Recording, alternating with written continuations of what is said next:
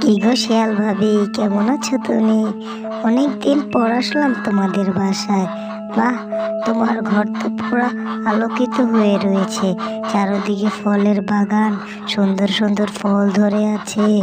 আবার তোমার তো অনেকগুলো মুরগি আছে। বাহ, আবার ওদিকে গরু পালো দেখছি। ছাগলের খামার দিবে নাকি নতুন করে ওই সাইডটা? আচ্ছা, তোমার মুখ এরকম গুমরা হয়ে আছে কেন? আগে তো এরকম কোনো সময় গুমরা দেখিনি। কি হয়েছে তোমার, বলো আমাকে। শিয়াল ভাইয়ার সাথে কি ঝগড়া হয়েছে নাকি তোমার?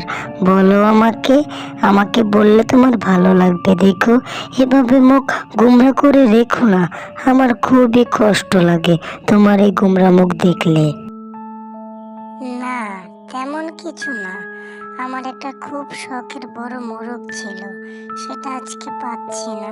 কালকে রাতে হয়তো কেউ